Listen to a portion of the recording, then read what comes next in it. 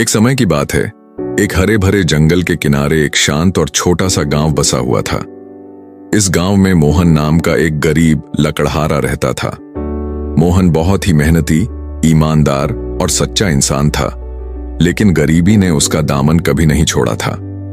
वह हर दिन सुबह सूरज उगने से पहले जंगल चला जाता और देर शाम तक लकड़ियां काट कर अपनी जीविका चलाता था। उसकी छोटी सी झोपड़ी में उसकी पत्नी राधा और 2 छोटे बच्चे रहते थे, जिनके लिए 2 वक्त की रोटी का जुगाड़ करना भी कभी कभी मुश्किल हो जाता था। एक दिन घनघोर जंगल में लकड़ियां काटते हुए मोहन को एक अजीब सी चमक दिखाई दी। चमक इतनी तेज थी कि उसकी आंखें चौंधिया गईं। उत्सुकतावश वह उस चमकती हुई चीज की ओर बढ़ा। जैसे जैसे वह पास पहुंचता गया, चमक और भी तीव्र होती गई।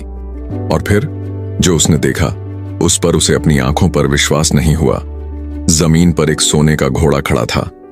वह घोड़ा पूरी तरह से शुद्ध सोने का बना हुआ था और सूरज की रोशनी में इस तरह जगमगा रहा था मानो हीरे जड़े हों।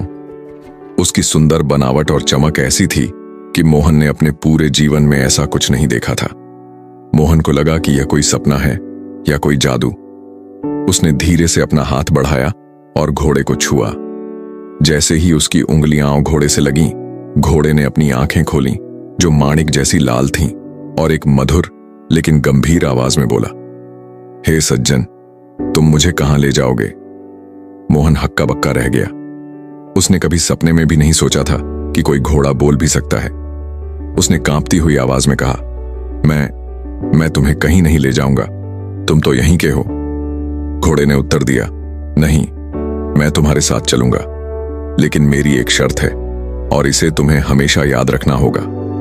तुम मुझे किसी को नहीं दिखाओगे, न ही मेरी बात किसी को बताओगे। जब तक तुम मेरे इस रहस्य को बनाए रखोगे, मैं तुम्हारी हर इच्छा पूरी करूंगा, लेकिन जिस दिन तुमने यह रहस्य खोला, मैं सदा के लिए गायब हो जाऊंगा। मोहन ने खुशी खुशी शर्त मान ली।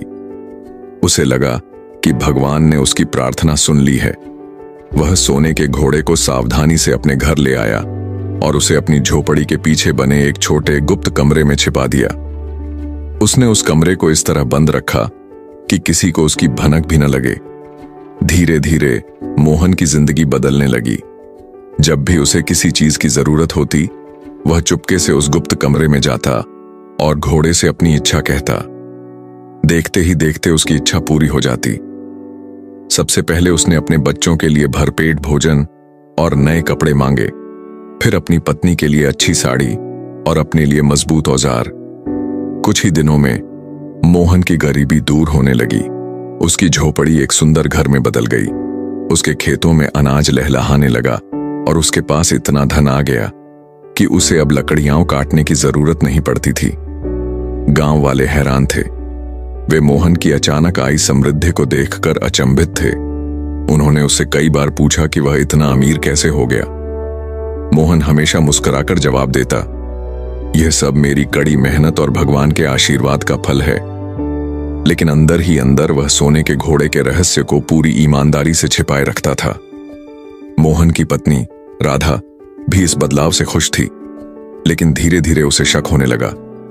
उसने देखा कि मोहन अक्सर एक खास कमरे में जाता है और उसके बाहर आते ही कोई ना कोई चमत्कार हो जाता है। उसे मोहन के बदले हुए व्यवहार में भी कुछ अजीब लगा।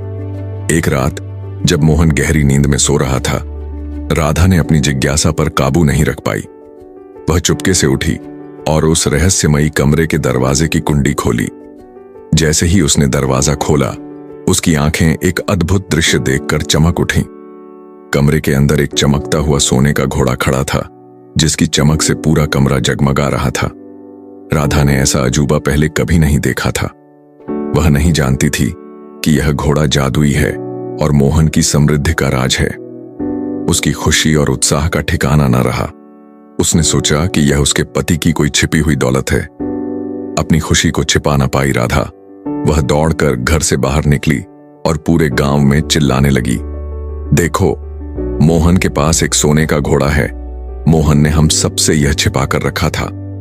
जैसे ही राधा के मुंह से यह बात निकली और पूरे गांव में फैल गई, सोने का घोड़ा चमकता हुआ उस गुप्त कमरे से बाहर निकला।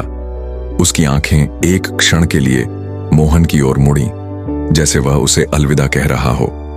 फिर पलक झपकते ही वह तेजी से आसमान की ओर उड़ गया और नीले आकाश में हमेशा के लिए गायब हो गया। उसकी चमक धीरे धीरे कम होती गई और अंततः वह अदृश्य हो गया। मोहन जागा और देखा कि घोड़ा चला गया है। उसके चेहरे पर उदासी छा गई। घोड़े के साथ ही उसकी सारी दौलत, उसका सुंदर घर और उसकी सारी सुख सुविधाएं भी गायब हो गईं। मोहन फिर से उसी गरीब लकड़हारे की झोपड़ी में आ गया जहां वह पहले रहता था। इस बार उसे कोई दौलत नहीं मिली, लेकिन उसे एक बहुत बड़ी और महत्वपूर्ण सीख मिली।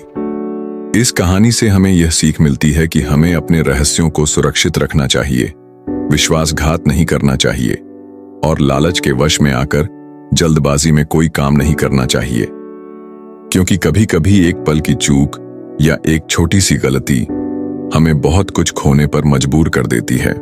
अगर आप लोग चाहते हैं कि इसी तरह का मोटिवेशन आप लोगों को मिलता रहे तो हमारे चैनल अंश हब स्टोरी को सब्सक्राइब करें और वीडियो को ज्यादा से ज्यादा लोगों तक शेयर करें